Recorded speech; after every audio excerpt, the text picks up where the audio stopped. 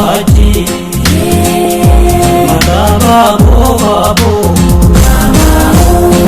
Sakara wala bumaduga Unde sabili sumaka Jecha Oromoota sikofa Bumati yatin naraga Sakara wala bumaduga Unde sabili sumaka Jecha Oromoota sikofa Bumati yatin naraga Jecha Oromoota sikofa Bumati yatin naraga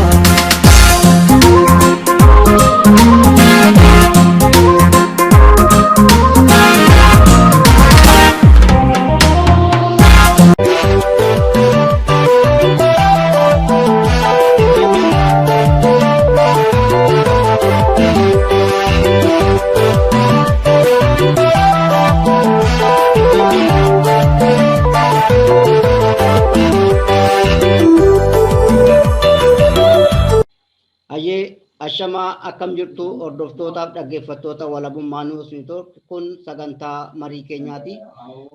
Sagantaa marii keenyaa irraatiin keessummaa tokkoon qabadhee dhiyaadhee jira. Keessummaan koo Dr. Barsiisaa Barii jedhamu. Dr. Barsiisaa Barii akkuma kanaan dura miidiyaa keenya irratti dhiyaatanii yaada bal'aa fi gorsa bal'aa nuu kennaa turanii isaanis immoo itti gaafatamaa dippiloomaasii adda bilisummaa Oromooti. Arrasi haala jiruu fi waan deemaa jiru kana isaanii waliin marii goonaa nu hordofaa. Dr. Barsiisaa Barii afeerraa walabummaa nuus niitoork kabajanii sagantaa keenya irratti dhiyaachuu keessaniif guddaa galatoomaadhaan anaa dhufu. Isinis sagantaa walabummaa Oromiyaa na afeeruu keessanii fi guddaa galatoomaa fayyaa ta'a. Tole. Dr. Barsiisaa akkuma kanaan dura dubbachaa turre haalli biyya keenya keessa jiruu fi haalli addunyaa irra naanna'aa jiru maal akka fakkaatus waliin mari'achaa turre. Har'as immoo mee haalli har'a ittiin dubbachuuf deemnu haalli adda bilisummaa Oromoo erga biyya galee as maalirra jira? Duraan qabsoo hidhannoo irratti bobba'aa ture. Diinaanii fuulaa fuulatti warra rukutaa ture. Har'a immoo gara biyya keessaa karaa nagaadhaan galee karaa nagaan akka qabsaa'u jedhamaa ture. Erga biyya galee haalli tokko tokkos ta'aa ture dhaga'amaa ture. Addi bilisummaa Oromoo har'a maalirra jira? Akkuma qabamu addi bilisummaa Oromoo qabsoo karaa hidhannoo dhiisee kan karaa nagaatiin mirga hiree murteeffannaa uummatootaa fi qabsaa'uu murteesse adoolessa bara 2018 ture. Akkuma kanaatiin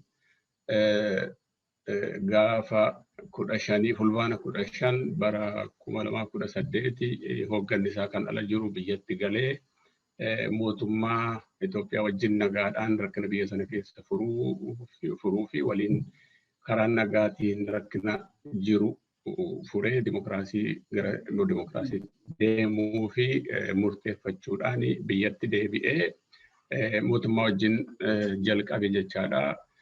Akkuma jalqabeetiin dubbiin akka gaafa walii galamee sana hin taane erga adda bilisummaa Oromoo biyyatti galee mootummaan Itoophiyaa adda bilisummaa Oromoo fi Oromoo wajjin sirnaan haalaan nagaadhaan haasa'ee fixachuurra karaa humnaa dhaabicha laaffisuu, dadhabsiisuu, balleessuu fi haga danda'ametti mormitoota kaanis dadhabsiisee ofii keessaa ol bahee biyya sana akkuma duraatti bifa jijjiirrachuudhaan bituu fi murtii godhateetiin haala kana keessatti egaa hidhaa gurguddaan adda bilisummaa Oromoo irra gahee hidhaan kunis maalidhaa kan waliigaltee irratti biyya Asmaraa irratti murteessan hundaa jalaa faallessuu loltoonni adda bilisummaa Oromoo kan bosona jiran akkaataatti galanii humna tikaa humna eegaa mootummaa keessa seenaniif sanallee wanti jedhame hundi isaa fashalee humnaan kan hidhatillee hiiksisuu warra nagaadhaan hojjechuu fi biyyatti gale sanallee hacuucaa irratti godhuu karaa adda addaa haala kanaatiin itti fufee kuni egaa rakkinni yeroo yeroodhaan babal'achaa dhufee duulli lolaa biyya Oromoo irratti bobba'ame bakka keessattuu bakka waraanni bilisummaa Oromoo jira jedhame irratti sochii guddaan ta'ee militarii kaampeenii walii galatti irratti ta'ee kana gidduutti uummanni gaaga'ame guddaan irra gahee keessattuu uummanni karaa dhiyaa fi karaa kibbaa Oromiyaa balaa guddaan irra gahee balaan kunis egaa saamamuu, ajjeefamuu, gudeedamuu waan kana fakkaatu. Kun hundi walitti hidhannisaa sochii adda bilisummaa Oromoo godhu irratti qabateetu wanta jiruu fi haalli kun uumamee jechaadha. Haa ta'uutii adda bilisummaa Oromoo hooggannisaa haga danda'e obsaan qabsoo karaa nagaaf jenneetu walii gallee dhufne akkuma sanaatti itti fufnaa jedhee deddeebisee kadhatus gaafatus diduudhaan ignoor gochuudhaan violent haala ta'eetiin itti fufee amma sadarkaa ammaa kana gahee jechaadha. Yeroo ammaan kanaatti almost miseensonni fi hooggannoonni adda bilisummaa Oromoo hundi maneedhaa jiru yartuurra kan hafe uummanni ammallee haala bulchiinsa komaandii poostii jalatti jira. Ammallee bakka hundaatti maqaa adda bilisummaa Oromootiin uummanni dararamaa ajjeefamaa ukkaamsamaa jira. Maneedhaarraatii fuudhamee ajjeefamaa jira. Kanaaf rakkina guddaa hamaa keessatu jira jechaadha. Haala kanatti dabalee egaa akkuma beekamu biyyittiin rakkina guddaa keessa seentee innis maalidha? Lolli amma komaandii poostiin dura siin jedhee biyya Oromiyaa keessatti gaggeeffamaa ture. Haala sadarkaa konveeshinaalitti immoo gara biyya Tigraayittis lolli uumame. Kanaaf mootummichi walii galatti mormitoota karaa nagaadhaan otoo hin taane karaa hidhannoo karaa waraanaatiin mormitoota laaffisuu fi dadhabsiisuu irratti hundeeffateeti jira. Kana keessa jirra jechaadha yeroo ammaatti. Tole guddaa galatooma. Egaa addi bilisummaa Oromoo eega karaa nagaatiin mallatteessee mootummaan kun karaa nagaatiin addi bilisummaa Oromoos galuu qaba jedhee eega mallatteessee biyyatti galee booda karoorri inni irratti baafate kun yaada garaagaraa dhiyeessaa akka jiran quba qabna. Yaadni isaan dhiyeessan kun hooggana adda bilisummaa Oromoo galagalchinee hooggana karaa keenyatti dhiyaatu aangoo itti laannee akka isaan biyya kana keessatti tasgabbiidhaan waliin biyya kana geggeessan kan jedhudha. Murtii isaa murteeffatanii jiran akka hubatamaa jirutti. Addi bilisummaa Oromoo dhaaba guddaadha. Caasaa bal'aa qaba. Adda bilisummaa Oromoo kana jedhanii hooggana dhaabaa kana akka seeraaf sirna dhaabichaatti hoogganuu irraa mannaa bifa isaan ittiin deemanii amma akka adda bilisummaa Oromoo galagalchinee yookaan immoo gara bilchiginnaatti deebisna wanti jedhan kun ni danda'amaafi. Hin danda'amu garuu yaaliin isaanii akkuma jette karaa adda addaati. Yaaliin adda bilisummaa Oromoo fi qabsoo Oromoo laaffisuu karaa bifa adda addaati qaba ture. Inni kaan karaa humna hidhateen, inni kaan uummata hidhuu fi inni kaan immoo dhaabicha sana diiguu keessaatiin irratti hojjetame diiguudha jechaadha. Kuni kan jalqabee akkuma dhaabichi biyyatti galeetiin dhaaba sana keessaatiin namoota tokko tokko dantaa adda addaatiin qabachuun jalqabame. Kunis lafa jala itti fuufamee amma dhaabicha akka bakka lamatti cabeetti fudhatanii kaampeen gochuuf ture. Gartuun namni haala adda addaatiin isaan faana hiriira inni jira. Akka kanaatiin dhaabicha split gochuu irratti yaalame. Waanuma argaa jirru kana seera ala wanta ta'eetiin dhaaba keessa dhaaba seera mataasaa qabu, dambii mataasaa qabu, namoota mataasaa qabu akkataatti kora godhatuu fi haala ittiin hooggana isaa filatu otoo jiruuti humni addaa mootummaa kun keessa seenuudhaan dhaabicha keessatti diggitii gochuu seera ala waan isaan fakkaate kana hojjechuudhaan dadhabsiisuutu uumamee jechaadha. Kuni haaraa miti. Adda bilisummaa Oromoo keessatti dhaaba sana split gochuun mootummaa Itoophiyaa yeroo baay'ee irratti hojjetameera. 2008 akkasuma humna dhaabicha split gochuudhaan liidarshiippiidhaan godhamee ture. Inni sun yeroo hamaayyuu ture. Keessattuu uummata amma tokko fudhatee kan bahuuf yaalamee ture. Garuu dhaabichi hundee hundee gadi jabaataa waan uummata keessatti qabuuf miseensotii fi deeggartoonni jabaa ta'an kaayyoof jecha waan jiranii fi dhaabichi numa jiraate ammas numa jiraata. Dhaabni Oromoo jechaan namni akkatti ilaalu hogganoota amma jiran sana yookaan achi ajjeesuu yookaan achi aangoorra buusuus itti fakkaata sana miti. Dhaabni sun hundeen isaa uummatadha. Amma Oromoon jirutti dhaabni adda bilisummaa Oromoo baduu hin danda'u. Laaffisuu fi akkuma ammaa dura ta'aa ture waan hedduun irratti gaggeeffamuu danda'a garuu dhaabichi baduu hin danda'u. Diigamuu hin danda'u. Dhaaba hundee guddaa qabudha. Dhaaba waggaa meeqaaf muuxannoo qabudha. Muuxannoo didhaa keessa chaalenjii meeqa keessa darbee anas gahedha. Kanaaf dhaaba sana balleessuun abjootamuyyuu hin danda'u. Garuu itti fakkaachuu hin danda'a. Haala kanaatiin shira tokko tokko irratti hojjechuun suni itti fufee jira ammas jira fuuldurattis itti fufuu ni danda'a. Guddaa galatooma Dr. Basiis Habarii. Mee amma immoo gara keessanitti deebi'aa isin itti gaafatamaa dippiloomaasii adda bilisummaa Oromooti. Dippiloomaasii adda bilisummaa Oromoo kana keessatti haalli jajjabaan hojjetamaa jiras. Garuu haala amma addunyaa irratti naanna'aa jiru kana irraa kan ka'e dippiloomaasiin adda bilisummaa Oromoo egaa ABO'n biyyatti gali'as yookaan immoo erga jarri kun irraa fottoqanii shira kana dhaaba kanatti yaaduu jalqaban dippiloomaasiin adda bilisummaa Oromoo maal fakkaata?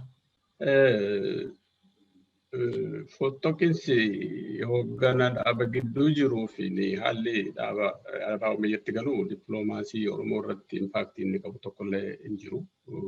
Waan inni badiirraan ga'e hin jiru. Maaliif dippiloomaasii yeroo jennu haalli Oromoon qabsoo isaa mirga isaa kabachiifatuuf itti gaggeeffataa jiru maal fakkaata? Haalli amma rakkinni jiru maal fakkaata kan jedhu uummata addunyaa fi mootummoota hubachiisuudha.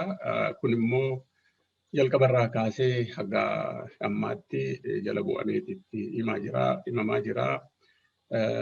Uummanni addunyaa hubatee kan dhufe credibility yookaan achi haqa adda bilisummaa Oromoo qabu karaa sirrii ta'e irra deemuu isaa fi haala ittiin rakkina biyya sanaa furuuf yeroo yeroodhaan proposaalii dhiyeessuu sana appreciate godhee haalatti deemaa jirudha.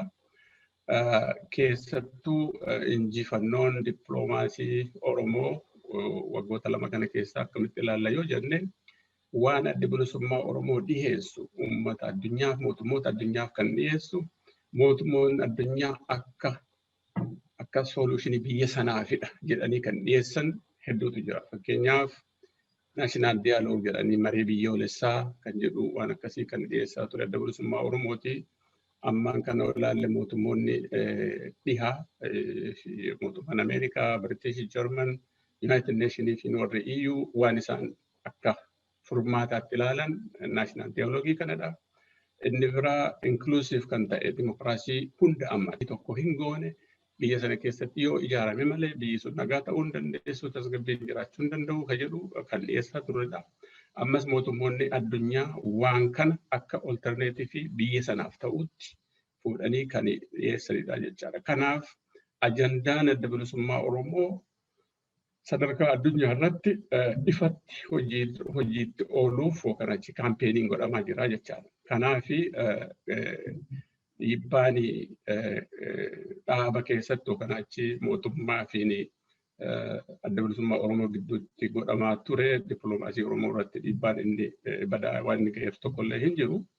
Adeemaa jira uummanni addunyaa Oromoon biyya addunyaa kanarratti bakka akkamii qabaachuu akka qabdu siyaasni Oromoo maal akka fakkaatu akka diinni yookaan achi mootummoonni darbaa dhufan leebel godhanii adda bilisummaa Oromoo akka biyya diiguuf adeemuu yookaan achi immoo akka rakkina biyya sana keessatti uumuuf jedhamee kan kaampeenii ta'uu sana kijiba ta'uusaa uummanni addunyaa hubatee haalatti adda bilisummaa Oromoo fi uummata Oromoo bira hiriiree jirudha. Itti dabalees immoo rakkinni biyya sana keessa furamuu kan danda'u rakkinni uummata lammiilee Oromiyaa keessa jiran fi uummata kibbaa yoo suni furamne akka ammaan duraa uummanni gartuun murtaa'ee biyya sana bulchuudhaan rakkinni akka furamuu hin dandeenye sana yeroo itti hubatanii inklusiif kan ta'e hunda hammate kana kaampeen godhaa jiranidha jechaadha. Kanaaf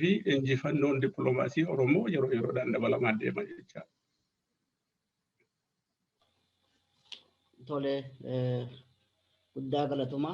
Mee ammas utuma as keessaan bahanii adda bilisummaa Oromoo dhiyeenya kana ibsa baasee ture. Ibsa adda bilisummaa Oromoo baase keessatti namoonni dhaaba kanarraa adda ba'anii jijjiirraa dhaaba kana goona jedhanii mootummaa Itoophiyaatii wajjin yookaan immoo mootummaa PP wajjin walii galanii kora sabaa geggeeffatan kan jedhamu jira. Adda bilisummaa Oromoo korri sabaa suni kora sirnaawaa miti.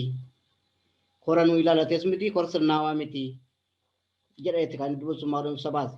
Sanarratti bakka bu'aan filannoo biyyoolessa Itoophiyaallee irratti argameera waan jedhamu jira. Inni kun akkamitti ilaalama? Adda bilisummaa Oromoo erga waraqaa seerummaa biyya sana keessatti socho'uu argatee beekamtiin akka filmaata irratti argamu kennamee fi inni kun akkamitti ilaalama? Boordii filannoo akkamitti achirratti argamuu danda'e? Hojiin boordii filannoo ofiisaayyuu wal'aadha. Maaliif boordiin filannoo ofii bilisa ta'ee kan jaarmota siyaasaa qixatti ilaalu otoo hin taane ofii gara mootummaa goree tooftaa mootummaa kan hojiirra oolchu kun beekamaadha. Maalirraa hubannaa yeroo adda addaa adda bilisummaa Oromoo miseensa isaa hoogganoorra tarree rakkinni yeroo gahu adda bilisummaa Oromoo seeraan galmaa'ee jiru isaan biratti iyyannoon isaanii yeroo hundaa ignoor ta'ee deebiin tokko hin deebi'iin jira. Itti dabalee waajjiraaleen adda bilisummaa Oromoo guutuu biyyaa ofiin kan waajjiraan waaltaan biyya Finfinnee Gullallee jiru yeroo cufamu waajjira kana nuu banaa jedhamee gaafannaanis hunda ignoor godhameeti jira. Maaliif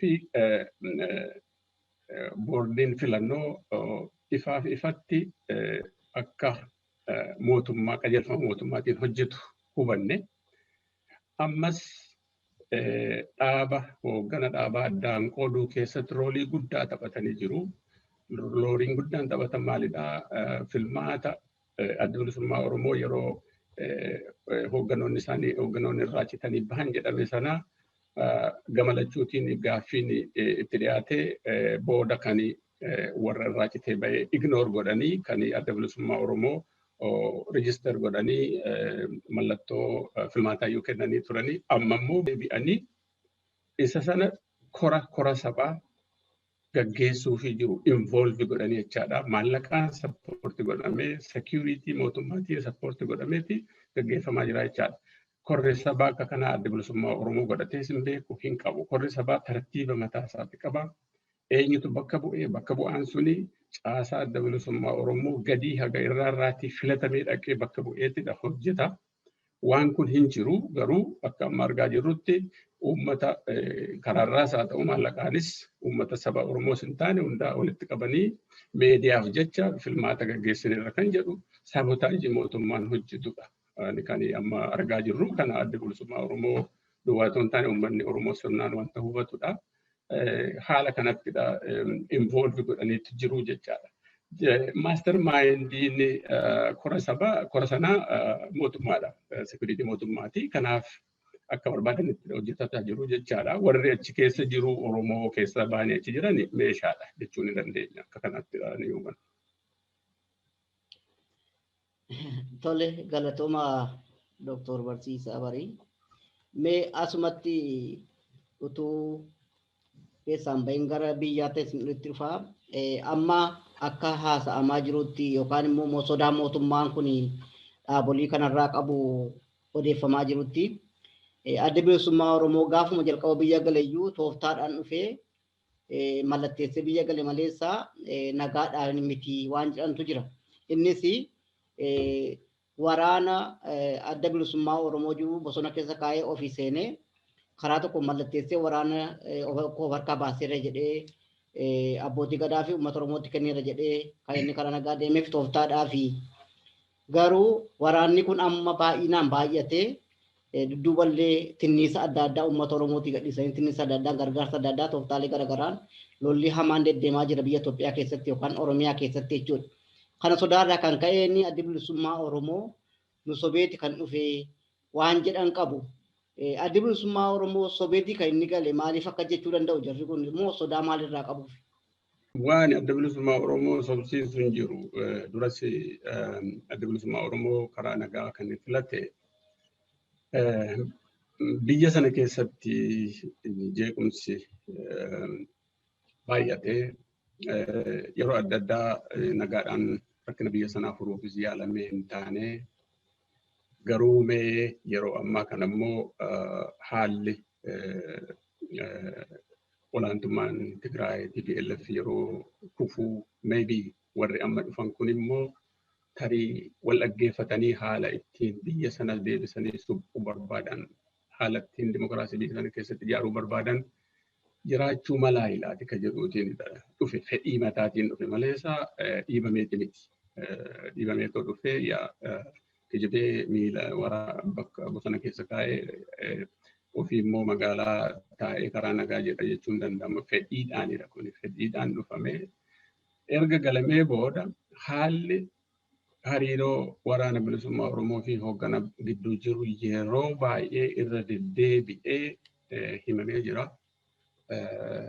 Waraanni bilisummaa Oromoo kan uummata Oromooti jedhamee uummata Oromoo fi abbaa gadaatti kennamee jira. Kunis bakka bu'aa mootummaa bakka jirutti sadarkaa olaanaatti bakka jirutti abbaan gadaa abbootiin gadaa bakka jiranitti namoonni bebbeekamoon bakka jiranitti oofishaalii dabarfamee uummatatti kenname. Sana booda ayya dureen xalaa barreessee akka galtan jedhiiti barreessi jennaan xalaa barreessee waraanatti illee erge. Haalli kun hundi otoo jiruuti bira darbanii kijibadhanni jedhamu quunnamtii adda bilisummaa Oromoo waraana bilisummaa Oromoo wajjin qabu ragaa tokkitti illee qabaachuu hin danda'ani. Warri hoogganoonni adda bilisummaa Oromoo biyya jiran sarvilaansii jala jiru, to'annoo jala jiru. Maaliin akka quunnamuu danda'an illee jiraachuu hin danda'u. Isa dhugaa dubbachuuf yoo ta'e. Bilbilli isaanii kontiroolliidha, imeeliin isaanii kontiroolliidha, wanti jiru hundi kontiroolliidha. Socho'uu hin danda'ani kaan mana hidhaa jiru, kaan immoo dhaabbiitti mana isaaniitti hidhaa jiru.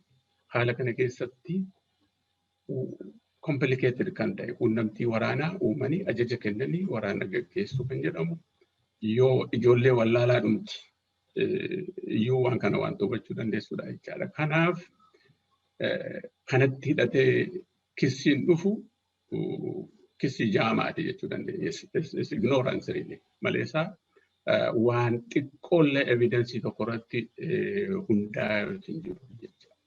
Itti dabalee waraanni bilisummaa Oromoo deddeebisee hooggana adda bilisummaa Oromoo jedhamee Finfinnee jiru hin beeknu kanaan booda wal quban qabnu hooggana mataa keenya tolfanneetti ofii keenya qabsoo gaggeessina qabsoon karaa nagaa jedhamee suni fashalee jira akka sanaatti mirgi Oromoo deebisee kabajamuu hin danda'u jedhanii ofii isaanii murteeffatanii hooggana mataa isaanii uummatanii kan qabsaawaa jiranidha.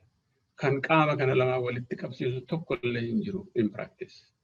Kanaaf irra deddeebi'anii sobanii akkana jedhu akkamitti godhamuu danda'a? Rileeshinii maaliitti uumuu danda'u inni jedhamuu fi deebii waan ofii isaanii deebisuu danda'anii miti jechaadha. Kanaaf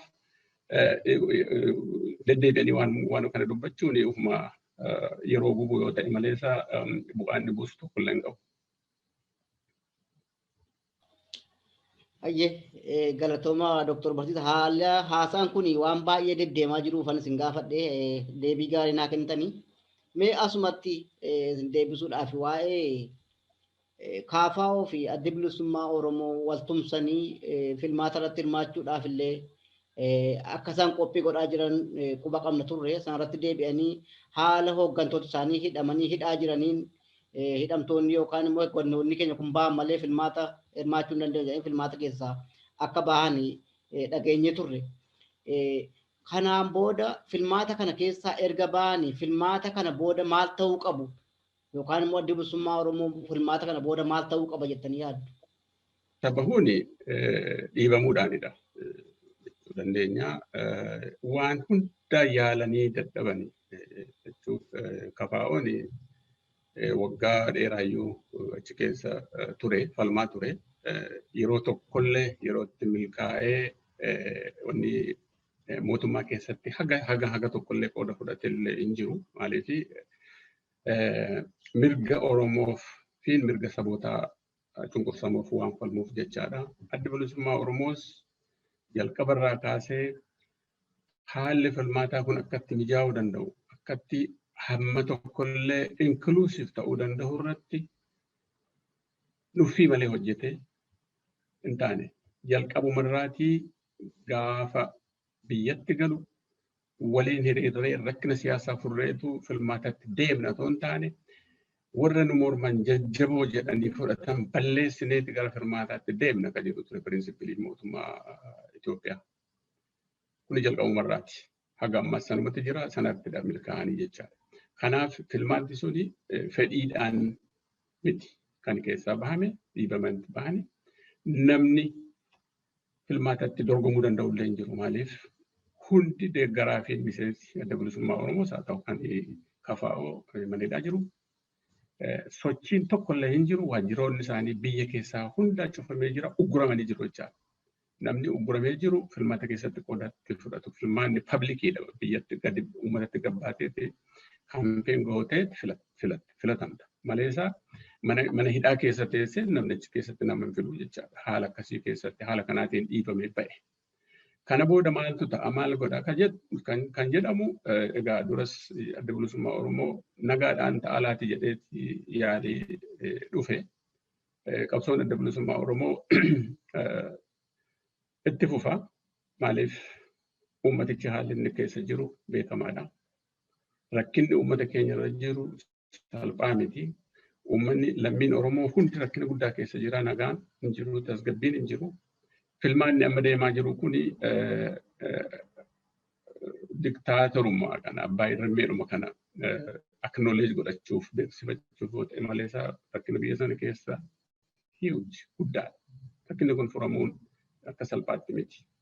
Kanaaf karaa mataa isaa dandaheetiin dirqama uummata Oromoo erga fudhateeti adda bilisummaa Oromoo qabsoo isaa bifa adda addaatiin itti fufa inni kun hin taane fashalee jira.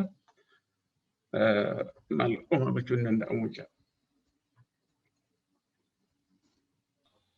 Tole Dr. Barsiisaa guddaa galatoomaa. Mee amma gara yeroo keenya gabaabuutti deemaa jira. Mee amma mootummaan kun egaa biyya kana isaa keessatti yookaan biyya Itoophiyaa jedhamtu kana keessatti baay'ee gadi bu'ee jira haalli inni keessa jiru. Takka karaa dippiloomaasiis karaa waraanaas baay'ee hubamee jira yookaan immoo muddama hamaa keessa galee jira jechuudha. Keessumaa gara Suudaanii lafa dheeraa keessaa qabattee jirti. Ammaatti waa'ee Suudaanitti waan dubbate hin qabu. Gibs illee akkuma kana waa'ee hidha Abbaa irratti huutee qabdee jirti. Itti dabaluun lola karaa kaabaatti baname irratti lolli kun hin xumurameera jedhanii lolli kun immoo caalmaa deemaa jira amma hudhamaa guddaa geesseera. Biyyoonni alaallee hudhanii qabanii jiru. Mootummaan kun muddama hamaa keessa jira. Kanarraa ka'uudhaan waraanni bilisummaa Oromoo karaa hundaan iyyuu tattaaffii baay'ee godhee haleellaa adda addaa irratti geggeessee mootummaa kana naasuu godhee gara magaalaa guddittiitti iyyuu akka inni deemaa jiru kan odeeffannoo dhaga'aa jirru. Kuni mootummaan kun haala kana keessa utuu jiru uummata kanaaf nagaa buusuu maaliif dadhaba garamitti akka deemu barbaada jettanii yaaddu? Akka dippiloomaasii tokkotti isin.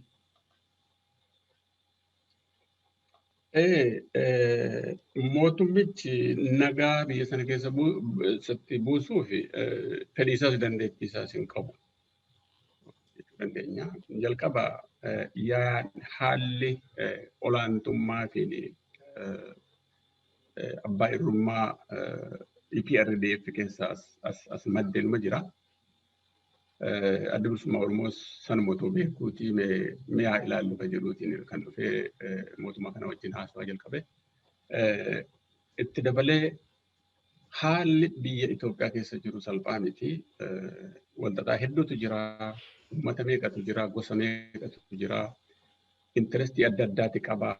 Kun leadershipii jabaa barbaachisa. Walitti coordinate godhanii walitti qindeessanii biyya sana tiksuu eeguu nagaa buusuun sana barbaachisa ture. Kompetensiin liidarii amma jiru sana hin guutuu takka haala biyya sana keessa deemaa jiru iyyuu hubataniiru warri biyya bulchina jedhanii kileem godhan kun nama jechisiisa. Maaliif lolli bakka hundaatoo jiru keessaaf alaanatoo jiru uummanni akka malee sadarkaa jenoosaaydiitti dhumaatoo jiru wal qixxaawatoo jiruuti waan kana waan addunyaa irratti ifatti mul'atu kana mootummaan gadi bahee dubbatee rakkina kanaaf soluushinii akkasii barbaanne yerootti jedhullee hin jiru. Waan muka dhaabuufiin naannoo guddisuu kan dipaartimentiin agriikaalcharii hojjetu faatti yerootti bobba'anii jirantu nama mul'isa. Eessarriidhee isheen waan biyya bulchuu jedhamu kun haala akkasii kana keessatti biyya sana bulchuu namoonni jedha.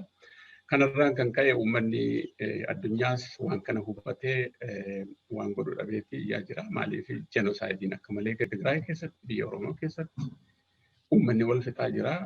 Takka ijaan arguuf duraan dhaga'uu haala sodaachisu faatu mul'achaa jira. Kuni kiraayisiidha. Kiraayisii guddaatu jira. Kiraayisii kana keessa otoo jiramuuti akka waa tokko rakkinni hin jirre akka biyyi seetil ta'ee jiruutti filmaata gaggeeffanna jedhanii yeroo odeessan qaaniin itti dhagahamuu dhiisuun isaallee hedduu nama gaddisiisa. Kanaaf baay'ee rakkisaadha. Rakkinni biyya sanaa haala amma jiru kanatti furmaata argachuu hin danda'u. Furmaata kan fidu maalidha?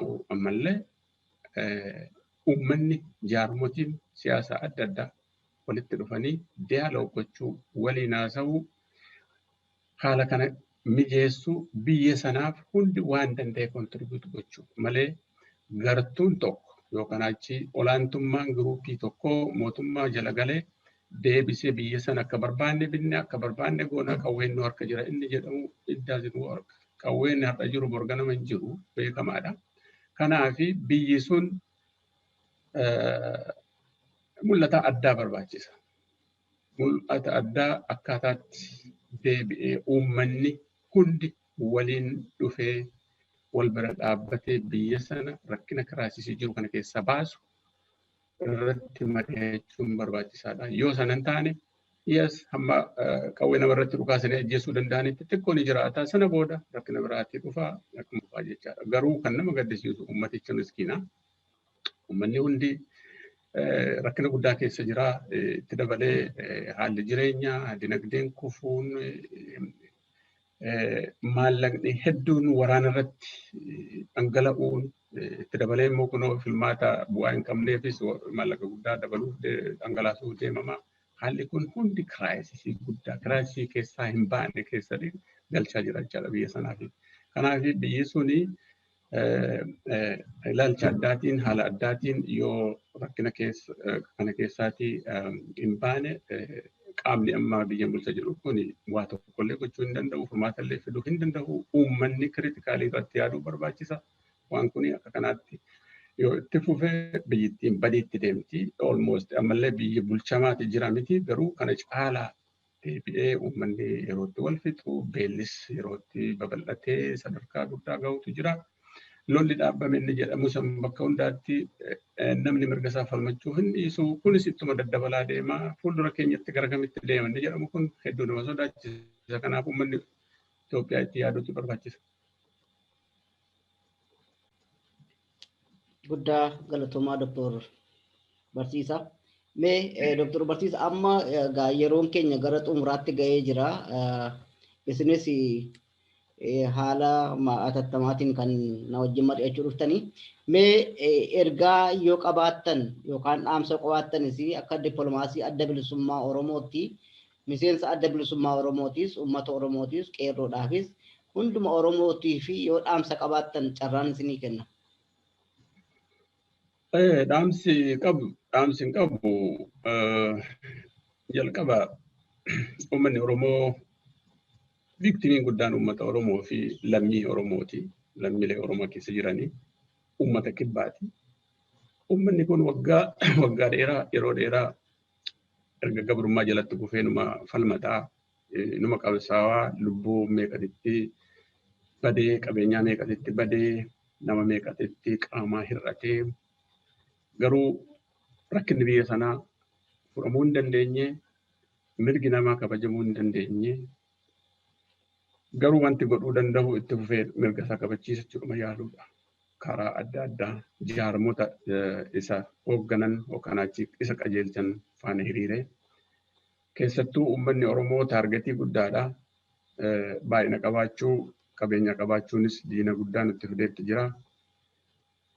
Akkuma beekamu waggoota 3 arfan darban keessatti sochiin qeerroo fi sochiin adda bilisummaa Oromoo godheetiin olaantummaan Tigraay kufee mootummaan haaraan akka bakka bu'u godhamee warri kun amma aangoorra jiranillee sababa sanaatiin aangootti bahani garuu deebi'ee qeerroo fi humni qabsaa'ee asiin gahe deebi'ee mana hidhaa keessatti dararamee inni kaan ajjeefamaatti jira.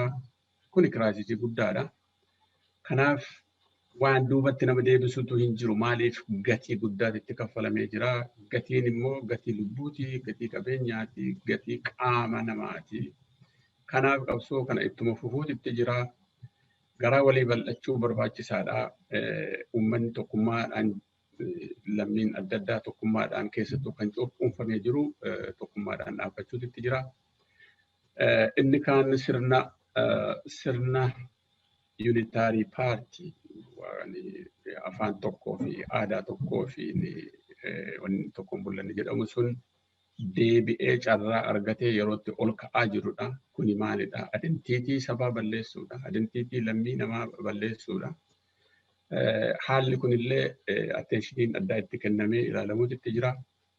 Kanaaf jabaatee onneechuutu barbaachisaa. Inni biraa waa'ee hooggana Oromoo yeroo yeroodhaan rakkinni irra gahuuti. Kuni dhiibbaa diinaa fi qaama qabsoo keessaa tokkodha. Yeroo baay'ee irra gahee jira. Bilisummaa Oromoo irra haalli shirri karaa diinaa irratti xaxamee dhaabicha balleessuu fi diiguu godhameeti jira. Garuu inuma dandamata yeroo hundaa maaliif onnee uummataa keessa jira. Fedhiin uummataa sanadha. Karaan uummanni bilisummaaf mirga isaatti argatu sanadha jedhee waan amanuuf itti onneechuutti jira. Kanaaf wanti nama baareessuu fi naasifullee hin jiru. Yes, mootummaan OPDO'n kaleessa Tigreen dhaabdee amma immoo OPDO biraa dhaabaa jira. Haalli kun waanuma jirudha fuulduratti itti fufuu danda'a. Garuu qabsoon Oromoo hundeen isaa jabaatee itti fufuu barbaachisaadha. Mirga keenya kabachiifachuun dirqamadha. Maal yoo sanan taane jiraachuu hin danda'amu. Lafa kanarratti jiraachuuf uumame uummanni Oromoos akkuma uummanni kaanis akkuma nama kaanii jiraachuuf uumame. Jiraachuu yoo dadhabe falmachuun isaa hin oolu. Falmachuu kana immoo haala sirna qabuun haala sistemaatik ta'een yeroo yeroodhaan gowwoomuu dhiisuudhaan dammaqiinsa siyaasaa qabaachuudhaan mirga isaa falmachuu qaba kan jedhu qaba. Tole galatooma yaada bal'aa fi dhaamsa bareedaadha kan nu dhaamtanii. Egaa Dr. Barsiisaa Barii afeerraa walabummaa nuus ni torka wajjanii sagantaa marii keenyaa dhiyaattanii yaada bal'aa nu kennuu keessaniif guddaa galatoomaan isiniin jedha. Ayyee isinis warri walabummaa niws neetwoork deddeebitanii nagaafattanii yaada kiyya akkanii kennadhu gochuu keessanii fi hedduu galatoomaa jabaadhaa. Injifannoon uummata bal'aaf ta'a. Ani qabsaa'ee numa bakka gahaa hundi jabaachuu qabaa. Mirga isaaf falmachuun dirqama dhalootaati. Akka kanatti itti jabaachuun nu feesisaa galatooma fayyaa ta'a. Tole hordoftoota keenyaa kun walabummaa niws neetwoork sagantaa marii keenyaa Dr. Barsiisaa Barii waliin goone kanumaan xumurraa aga sagantaa itti aanutti walitti deebinutti nagaan tura. Walabummaa Niws Neetwoork. Walabummaa Niws Neetwoork. Walabummaa Niws Neetwoork. Walabummaa Niws Neetwoork. Waggoota dheeraadhaaf karaa miidiyaalee hawaasaa sagalee uummata isaa ta'aa kan ture. Yeroo ammaa guddachuudha. Qabsoo bilisummaa Oromoo fi walabummaan Oromiyaa akka galma ga'uuf kaka'umsaaf dammaqinsa horachuu irratti hojjeta. Karaa toora saatalaayitii Oromiyaa fi addunyaa mara irra dambali'uuf qophii isaa hunda xumurachaa jira. Walabummaa News Network Qabiyyeewwan kanneen akka oduu, Gaaffii fi deebii, sagantaalee marii, aadaa, seenaa gootawwan Oromoo fi sagantaalee adda addaa barsiisaa bashannansiisan of harkaa qaba. Walabummaa News Network miidiyaa walabaa fi loogirraa bilisa ta'e jijjiirama hawaasaatti fufiinsa qabu dagaagsuuf miidiyaa hundaa'e. Walabummaa News Network.